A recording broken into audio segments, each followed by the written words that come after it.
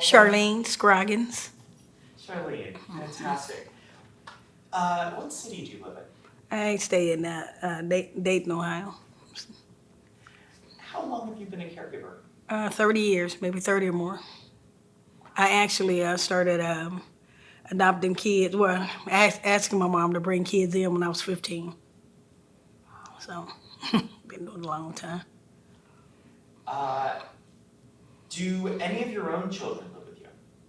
They're 38 and 36. I have 13 grandkids, and I've adopted 6 kids in my lifetime. So, yeah. So, How many kinship children? 6. 6. And the one I have now is my 7th one. Wow. She's 7. And what are the ages of those? The kids that I helped adopt, they're 35, 40. One will be 18 next year, which is my grandson. I had 12 years. He just went back to his mom 5 years ago. And most of them like 30s, 40s, stuff like that now. They're older now with their own kids, you know. So they're like my grandkids too. Altogether, I would say 30 grandkids. So, And so, what's your relationship to the kinship children that you have? auntie, great aunt, grandma. They call me Dia. Dia. Yeah, auntie, grandma. Yeah, so.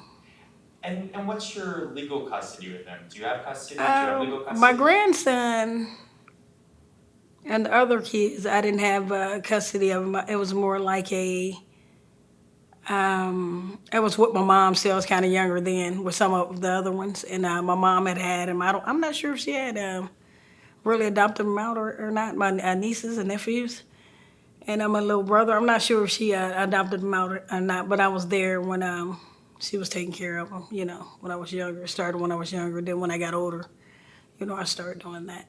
But I've never really adopted any of them. You know, it's just like they just give them to me. You know, and my the one I have now, she's the only one that I have like legal custody. Like I had to go through the courts for. She's the only one. So yeah, so really never dealt with like you know, like I'm doing now, like coming to the meetings, like you know, getting help with things.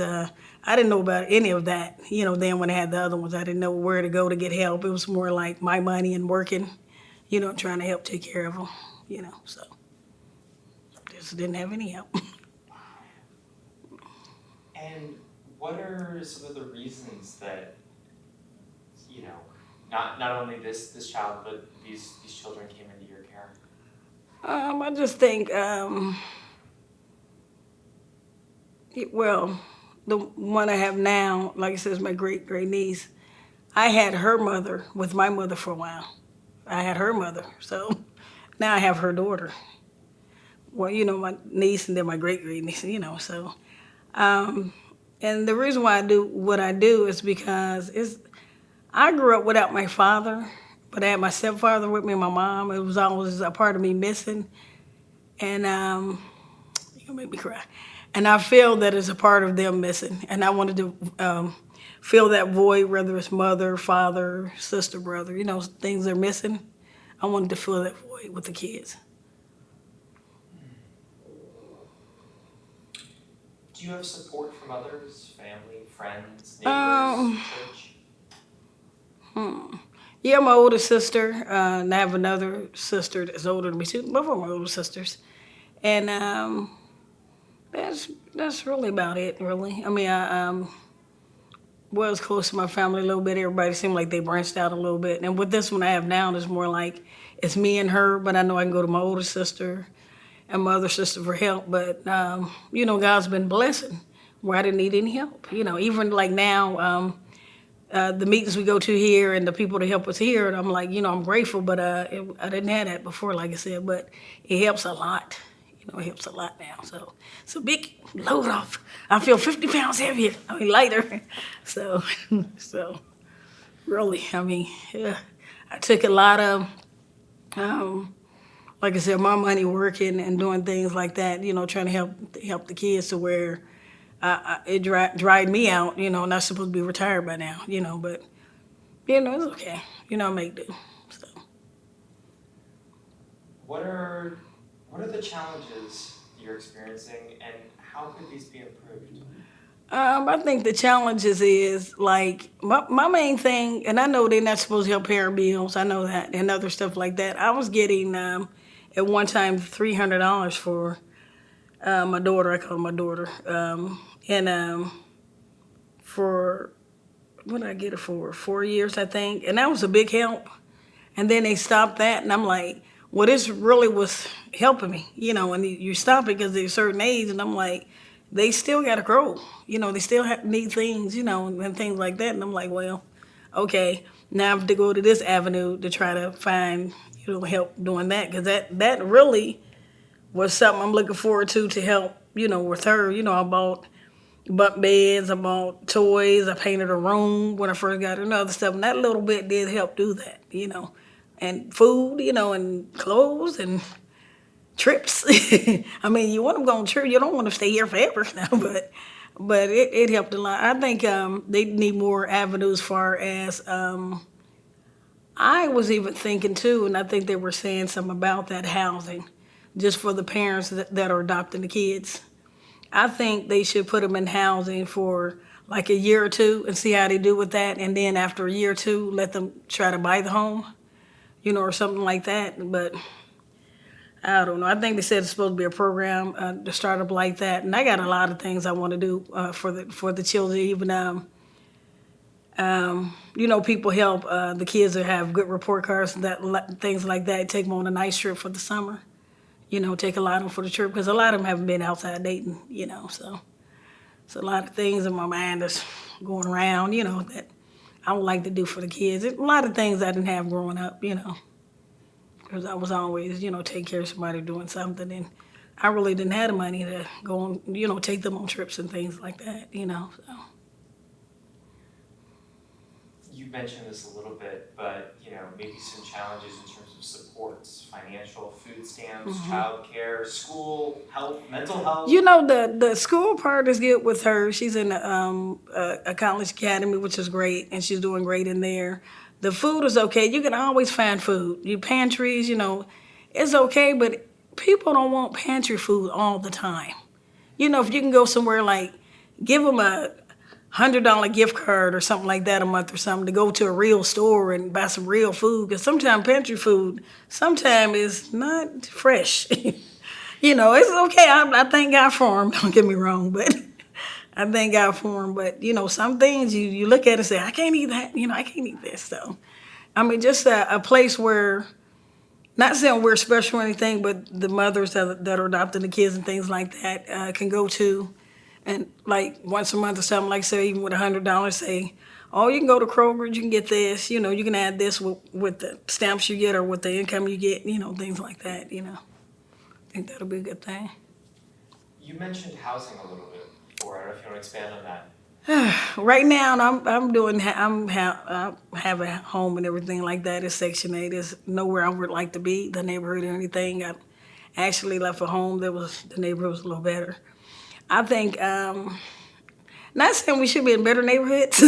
I would rather be in one, but just somewhere that you can really bring this kid up. And, you don't want to be around, like, any gangs. You don't want to be around any, like I'm the type, I don't even like bad languages. I was one of the ministers in my church. I don't even like the bad languages in the neighborhood, some neighborhoods and stuff. And then some... just certain things that go on, in neighborhoods. I think that if we can bring them up somewhere a little better, it don't have to be a big old condo or what's the name, but just something for the mothers to help us out a little bit to say, look, we're here, I'm buying this home, and when you get older, this could be your home. Something that you can leave the kid that you're bringing up. Because I'm like, we bringing them up, but when we get finished and they get older, where are they going? What are they going to do? Where are they going to live? So, nobody ever thinks about that. I do. I mean, when she gets 25 years old, I'm thinking like, where are you going to live at? What are you going to do? I mean, college, of course, whatever, but I would like to leave her home, or them, or if I get more, kids, you never know, but I would like to leave them a home, though. Yeah, so. And what about your own personal needs, your health, your mental health? I really don't think about it for real. I mean, I should. A lot of people say, what about you? You're getting older. You'll be 60 next year. I'll be 60 next year. And they was like, what are you going to do? This and that. I said, well, a lot of things in my 20s I have done. I've been to the Bahamas. I've been to a lot of places, Tennessee. I've been to Boston. I've done some things, but all my friends like, can you come with me? And I'm like, no. When they get ready to go out or do something, I'm like, I can't do that. Oh, you have a baby. Yeah. I'd rather take care of this baby than be out there. So that's just me. So when you get these kids, it's like your life don't stop. To me, my life start because they bring joy to me. I go bike riding with my daughter. We do the hoverboards. We do skating. I still go skating every Saturday. So to me, she's keeping me young. She's not taking anything with me. She's helping me. She's helping my life, so I'm committed to her, as you can tell. But, she's helping me, so I don't look at it as, a lot of things I'm losing out at. And like I said, there's a lot of things I want to show her. We just came back from Colorado. So we went from Georgia 2 days, and then we went to Colorado, and then back to Georgia from Colorado. So we did 68 hours or so of driving or something. My sister did, but we seen 6 states. So we just got back doing that. So, it's joy seeing her light up, just looking at that and looking at the mountains. You right down here, it's 89 degrees, and then you look up there, snow. We seen that, a couple weeks ago. So she's experiencing a lot of stuff, and I want a lot of the other kids to experience that. Like I said, we can take them on a trip. The ones that got straight A's or something, maybe the kids are in the 7th grade through the 12th grade, something like that. Go me front. Everybody go me for everything else. So that's good. But go me, get them out of here. But just a lot of things that's clicking through here. I want to do, even before I leave here to make things better for them. Kids. Are the parents involved? No. She's kind of like mental issues, and she met her when she was 2.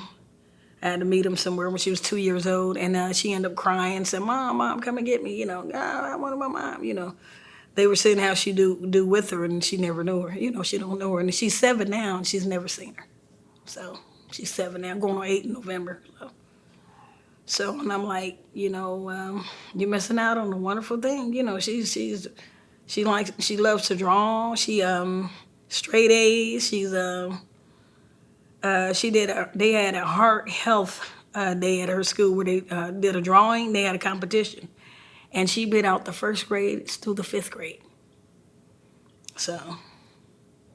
So she's progressing, and she's not doing without anything. I know everybody wants to know who their parents are, but I met my dad in my 30s, so I met my dad in my 30s, and it was a wonderful thing, and I got to spend time with him before he left here, but I met him in my 30s, so, And one day, like I said, I know we have to tell him, but just not the time, But she's kind of knowing. She's real smart, so I think she kind of. But I just thank God for her. She's a joy to be around. So she's out there. What are some of the rewards? Having the kids. Well, like I said, it keeps me young. I'll be 60 next year, and I'm riding bikes. I'm hoverboarding. I'm skating. I'm ice skating. I'm jumping up and down. I'm doing flips with her, and so that's the joy. If you're doing the right thing with them, you're supposed to be doing. They keep you young. Everybody was like, "You still do that? You still skate? You still do?" I'm like, "Yeah, I have to do it with her. I can't just sit around the house and I'm too old. I can't do that with you. I signed up for this, the people we sign up for this. I mean, giving them something to eat and dressing them and sending them to school and telling them go over there with the phone. We don't really do technology. We do the Wii game. We do stuff that having us jump up and down playing or whatever. We read books. We do math. We do board games. We do Monopoly, Trouble, Connect Four. We do more board game stuff that I did. We do hopscotch, What's hopscotch? But we do things like that to keep her busy. Because one teacher told me she might be, HD or something, whatever, because she jumps up a lot, she moves a lot. She likes to move around. She's a kid. So what I did, I took her to the Riverscape every morning. Before she goes to school, we go to the Riverscape and we run up this hill. We run up this hill every morning. And we run back down here. We run up and down the hill. So when she gets to school, she's sitting down. She's sitting down. Teacher said, what did you do with her? She's changed. She's sitting down. Kids need to run. And she's one of them that's real high. She has a lot of energy. There's a difference between energy and HD. I mean, whatever they're saying, whatever. And I said, she just one of them just need to get some energy down before she goes to school. And we do that every morning when she goes to school. So she's sitting down doing the work. So that comes from being a parent too. You have to know your kid. It's not all about the medicine. It's not all about the, things like that, so. What are your hopes for the child in your situation? Whew. Reunification with the parents, long-term responsibility? It's going to be a long-term responsibility, I think. It's going to be a long-term responsibility. And I'm used to it, like I said, and I've raised doctors. I got one that's a doctor, he's a surgeon. I've raised, my one niece is a, record producer. She produced a gospel singer. Every kid that I've raised, they're doing great. They all graduate from high school. They all been to college. So my grandson, he was 12 when I got him. He just graduated from Northridge. So I raised doctors and lawyers. That's my plan. And like I told him, I don't discriminate. I've even raised 3 or 4, white little boys and girls. So, for a little part of time, So, yeah, so that's my goal, is just have them be the next doctors and lawyers, So, and the baby out there, archaeology, I think it is, the people that dig for the fossils and stuff, she like to do that. She says she's gonna find fossils, so that's good too. I guess you finally get when you get $1 million, so okay. So that's my goal with them, and I just love kids, and I've been like that, all my life. Even in school, I've always been a protector. I've always beat up the bullies. So I guess I always been, I don't like people bullying kids, and I've always been a protector, and even in school, leave that person alone, I'm gonna beat you up, But anyway, so I just thank God he gave me the ability to still do it, because I was in an accident in 06, and I was down for a while. I was down 8 years. I couldn't walk or talk or nothing. My whole left side was gone. My brain was hanging out my head. They told me I'd be a vegetable if I lived. So for me sitting here with you and doing this is a blessing, So he kept me here for those kids.